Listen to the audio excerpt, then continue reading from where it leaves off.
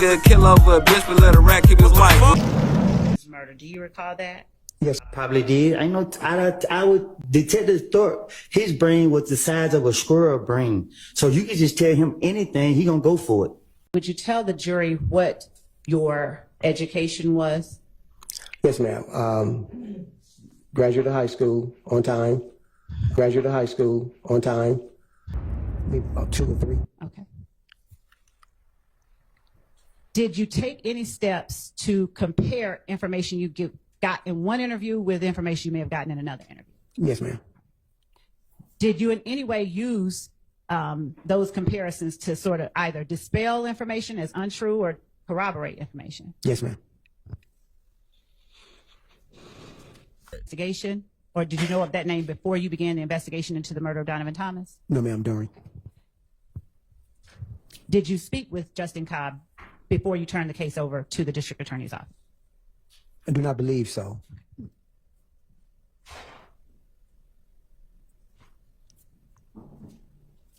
Would you tell the jury whether, after the interviews that you made, whether you conducted any other acts to further your investigation, either in tandem with Mr. Sprinkle or someone else, in order for you to further your investigation into the murder of Donovan Thomas, without telling what anybody said? Okay.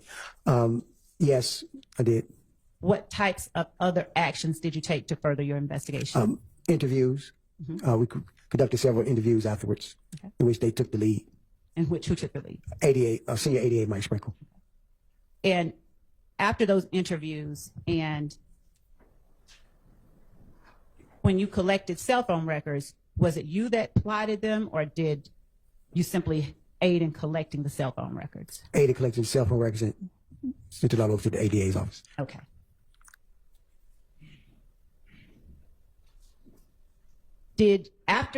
Before you turned your case over to the district attorney's office, did you execute a warrant for people who were not later indicted for the murder of Donovan Thomas? No, ma'am. Okay. Did you, and by a warrant, I mean, did you?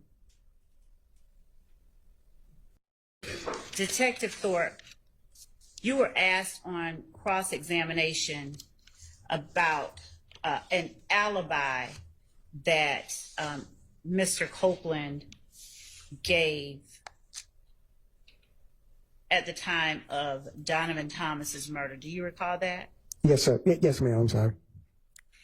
Kendricks said in the interview. Let me be specific. Did Mr. Kendricks tell you that he did not remember what day did you interview him? Did you indicate in your report, reflect in your report, what day you interviewed him? Did Mr. Kendricks, did you ask him where he was or what he was doing on January 10th? And did he reply he couldn't even remember that day? No, I'm not going to allow that. And you said yourself you think you can maybe ask that through another witness. So ask it through another witness, because that's more the type of thing you should ask on direct. Okay. Then redirect. No problem. Yes, Your Honor. Okay. Mr. Kendrick. What did I say? There's no S at the end. Okay. No S. Okay, so what is it then? Your Honor, their involvement and their association with one another, we have to prove association between members of YSL. We have to prove the type of enterprise it is. We have to, and the type of activities and the lengths to which they go to protect and preserve it. So, and what is it that this witness is going to say about either of those two people that's going to show that? Your Honor, the existence of those people and their associations, number one, and it's not always going to be a linear, this person saying this directly proves a fact. It's evidence that is relevant in that it gives the jury information.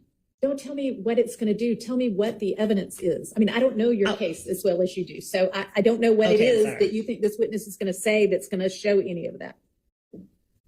That Trontavious Stevens was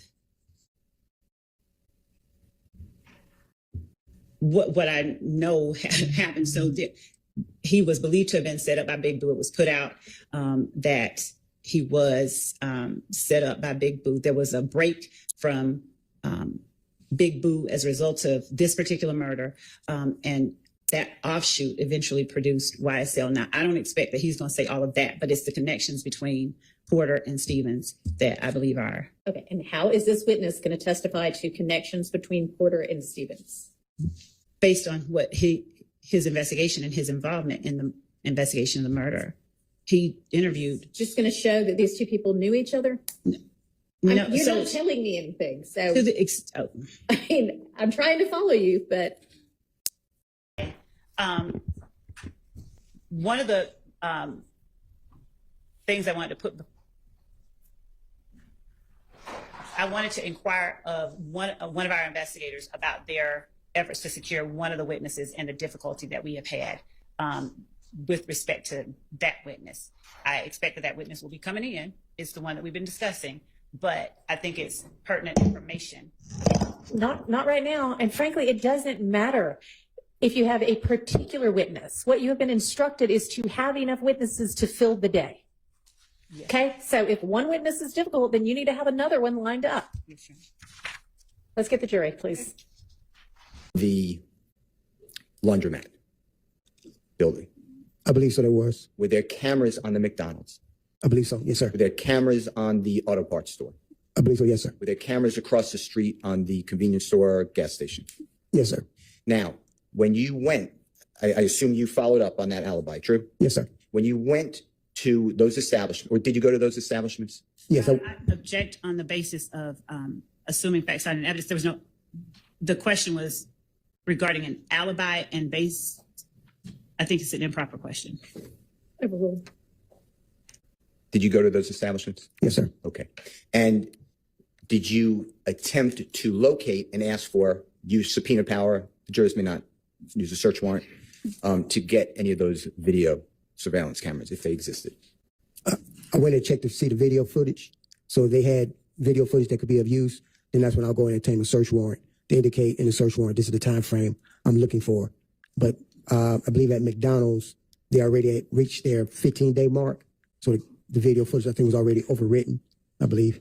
Now, who did you already told the jury that you would take notes and put this all in your reports, correct? Yes, sir. And you have to do that. You have to document what you're doing, right? Yes, sir. Because sometimes cases are tried. In our case, we're 9+ years after January 10th, 2015, right? Yes, sir. Can you tell the jurors whether you ever put in your report anywhere that you saw the video at the McDonald's or you spoke with somebody? No, I believe I did not. Is there a reason you did not put that detail in your report? No, because I didn't understand any evidence from that. So that's why I didn't document it in my report, but I had it in my notes. Okay. How about your notes then? Where are your notes today? I can't find my notepad. And to be fair to the jury, I asked you about your notes previously, fair? Yes, sir. And you said the same thing. You can't find it, right? Yes, sir. It's gone. Yes, sir. How many times did you talk to Kenneth Copeland? Maybe a total, maybe 4, I believe. Did Kenneth Copeland provide you information that you were able to in any way use to get more information about the murder of Donovan Thomas? Yes, ma'am. Did he provide you information that you were able to confirm or deny was accurate? Yes, ma'am. Did you take steps to confirm or deny the accuracy of the information you were given by Kenneth Copeland? Yes, ma'am. Were you ever given phone numbers by Kenneth Copeland? I can't recall. Were you ever given information regarding vehicle rentals by Kenneth Copeland? Yes, ma'am. Before 2016, did you go or make any efforts to try and locate information about that? Yes, ma'am. Now, what vehicle information did you get that you tried to follow up on before 2016? That it was possibly a rental. Mm-hmm. And a rental from where? The airport. And did you ever go out to the airport before 2016 to try and get information about it? I believe I did. All right. Were you successful? No, ma'am. Now, after a certain point, do you keep your file with you and that's the end of it, or do you turn it over to the district attorney's office at some point? Turn it over to the district attorney's office upon their request. When you turn the file over to the district attorney's office, does the investigation or do you stop working on the crime itself? No, ma'am. Do you work with any particular people to further investigate the crime? Yes, ma'am. Okay. Also, he was at home in the bed. And then went to the green store. Yes, sir. Okay. And that's the store that object as to mischaracterization of information of the evidence. That's absolutely not a mischaracterization. What time did he get out of bed? I do not know. Good. Okay. So after he got out of bed, according to him, he went to the green store. I believe so, yes, sir. Okay, and that's the store that's a block and a half or 2 blocks away from where Mr. Thomas was shot. Yes, sir. Okay, and then his story to you was after the shooting, he was at the McDonald's. Yes, sir. What Mr. Steele just asked you about not putting anything else of value into the report or leaving anything out. Did you put in your report that you took gunshot residue samples off Kenneth Copeland's hands at the time that you interviewed him? I believe I didn't. You did not? I believe I did. I can't recall. Could you please look at your report and see if it refreshes your memory? What page would you be looking at, ma'am? I'm sorry. Just the page where you talk about your January 10th, 11th rather, interview with Kenneth Copeland. All right.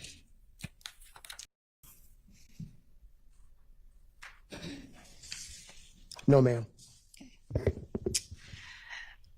As you sit here today, do you recall whether you did a gunshot residue test on Kenneth Copeland's hands? Yes, I did. How do you know that you did? By the video. Okay. I believe it was on the video. And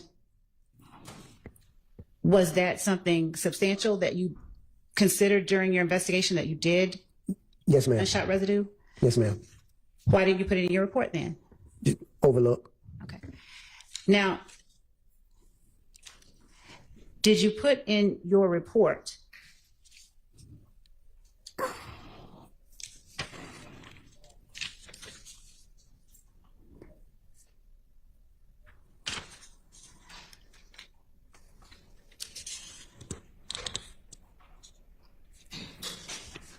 all of the information that you included or that you asked Kenneth Copeland about in your interviews with him?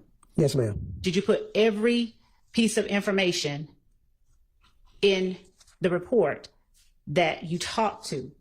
And when I say every piece, I mean, did you put every detail of your interview with Kenneth Copeland into your report? No, ma'am. That's why the video is included and say refer to details from the video.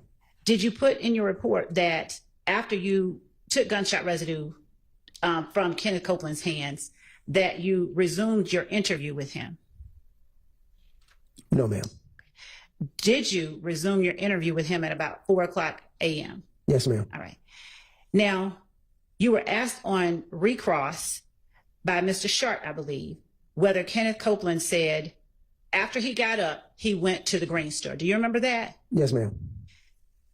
Did you put in your report exactly what Kenneth Copeland told you he did in chronological order after he got up? No, ma'am. Is it recorded on the video? Yes, ma'am.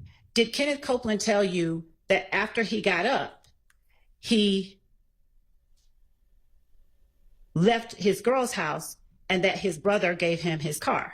Yes, ma'am. Did he tell you that after he got up, he went and got a Band-Aid for his mouth? Your Honor, objection. This is outside the scope of cross. Your Honor, I'm asking information that Mr. Sharp pulled up regarding what Kenneth Copeland did after he got up. Mr. Sharp specifically asked him, did he tell you he went to the green store after he got up? Overruled, but let's keep in mind that we're on redirect at this point. Ask if whatever the necessary few questions are, and let's be done with this witness. You were asked about if your report included verbatim what Kenneth Copeland said to you in the interviews. Remember that? Yes. Okay, you didn't need to put what he said verbatim because it's on a video, right? Correct. You were asked about the gunshot residue. Whether you put that collection of the gunshot residue from Kenneth Copeland, whether you put that in your report, right? Correct. And you didn't because you didn't need to because that was on video, correct? Correct. All right. Where is the video of you going to McDonald's and asking for surveillance? Objection, Your Honor. That was asked and answered about the, there's assuming background and evidence where's about that a video? video. Overruled. Okay. Well, I wouldn't have a video of myself going into McDonald's. Okay. So that was never recorded on a video, or I did not do a digital audio recording of that either. Cool. Thank you. All right. All right. Yes, I did. Okay. And did the green store have surveillance cameras? I believe their system was down also. Okay. And who did you speak with? I can't recall the person's name. And did you put it's not in your report, fair to say? No, sir. and the notes are gone. Yes, sir. Now, surveillance footage is a good tool. Would you agree with that for Yes, law sir. enforcement? Yes, sir. Because a surveillance camera, if it's properly working, no one tampered with it, it doesn't really have any motivation or agenda. Is that fair? Vague and Overruled. True. True. did the information that you gained from every person that you interviewed always turn out as true? Yes, ma'am. Every person that you talked to told you the truth? Objection has been answered. I'm going to overrule. I'm going to let her clarify. Did the information you get from the people, everybody you interviewed, did it always pan out? Did you always find that it was true, or did you sometimes disprove or discredit the information? Yes, ma'am. Sometimes we proved and disproved what they were saying. Okay. First of all, Miss Love, that needs to be the absolute last time that you don't have enough witnesses to carry us at least until 5.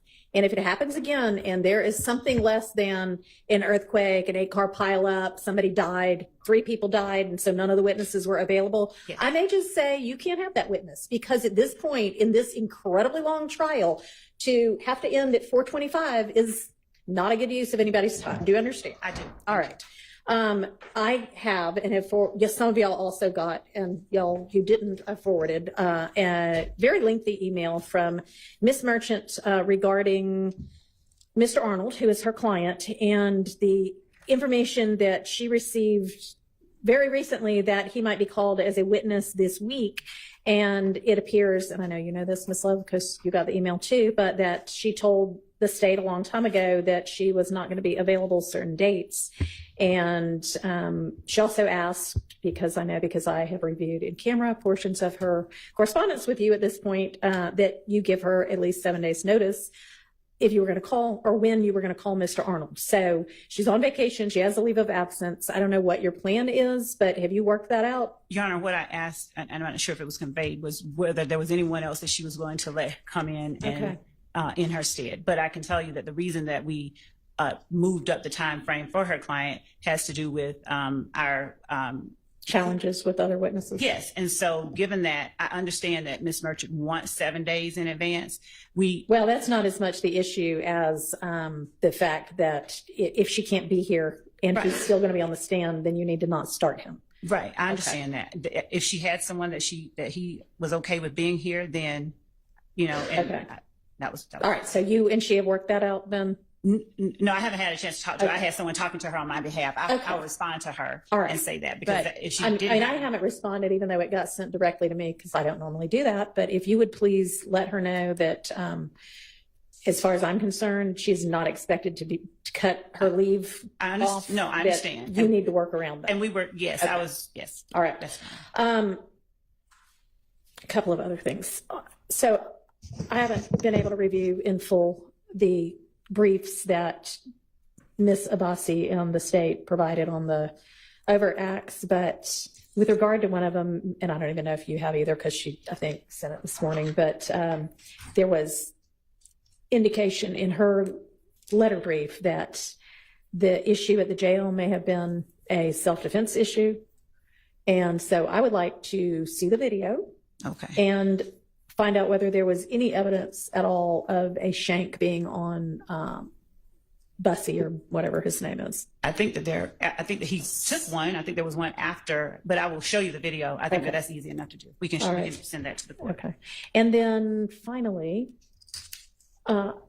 when I started looking through all of the in-camera looking in camera through all of the correspondence between the state and various attorneys for one-time co-defendants, you know, it's at this point about this thick, which is a lot. And I am wondering, and I know that I'm kind of the one that said, do you want me to do it in camera? But do you have an objection to just providing all of it to the defense? Because frankly, I'd rather they do the work than me. And you may just. I would prefer if the court would allow us to just review them, given. All right, I'll trudge through it, but it's going to take me a while, because as y'all know, I'm here with you every day. So, okay. All right, anything else? I'll try. gonna try to send you that video now. Which one? The what we did once. Assuming QZ is not here tomorrow, and is the plan that we are just going down the list that was provided this morning? Is that, I don't know what the plan is. I'm just trying to figure Who out are what your- materials to bring tomorrow. Your Honor, as I said, we have rearranged and are rearranging. And as a result of the change in circumstances, and as we have to rearrange that, we are not putting up who we intended to put up. And so we are rearranging in real time, and we have people doing that and working on that. And so that's where we are. And I don't know. All right. We found out some You're information. so mysterious all the time, Miss Love. Is it your plan, if Mr. Zachary is available, to call him? And if not, could you share with everybody else who you plan to call instead? Yes, it's our plan to call Okay. him if he is available. All right. And yes, when I speak with our team to see who is now next up and available tomorrow, I will share that with them. When will that be? Well, It's 4:35 right now. 6 o'clock? 6 o'clock, I think we'll be able to tell because they've been out. Okay. Is that a real 6 o'clock? Because we were supposed to get the list yesterday by 8 o'clock, and it didn't come until 5 something this morning. So, I don't know. I mean, we just need to know what to yeah. bring tomorrow. Your Honor, it's Well, I mean, it'll at least be somebody off of this list that y'all came up with at 5:57 this morning, right? yes, and the Okay. other So y'all will know that much. She'll endeavor to do the best she can to get you the other information at 6 once you miss Love. yes, The big list, Your Honor. I sure will. Y'all, we covered some of them today. It's not that big of a list. Y'all are all professionals, and you've been prepping this trial for who knows how long now.